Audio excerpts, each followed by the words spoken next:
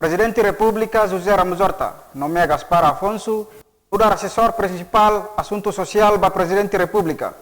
Nune bele taumatang ba assunto ema ho deficiência sira iha Timor-Leste.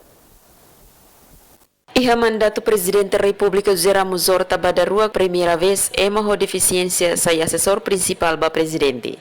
Atual diretor da Associação Ema ho Deficiência Timor-Leste, Gaspar Afonso, foi remata encontro o chefe Estado e a Palácio Presidencial Bairupite segunda né, orgulho no agradece ba Presidente da República, tamba badahulu bela envolve Ema ho Deficiência e a Palácio Presidente, onde contribui para o desenvolvimento nacional.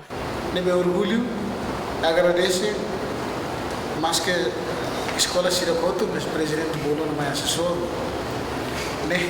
ne Laos tama hanya materi, ne tama ema ho deficiência sira 38.118 sira milian makamai. Gaspar Dehan, Presidente da República José Ramos Horta Laos kualiadet iha kampanye politika atau for apoio ba ema ho deficiência, mas be hatudo na iha realidade. Crisozono Magalhães, STL News.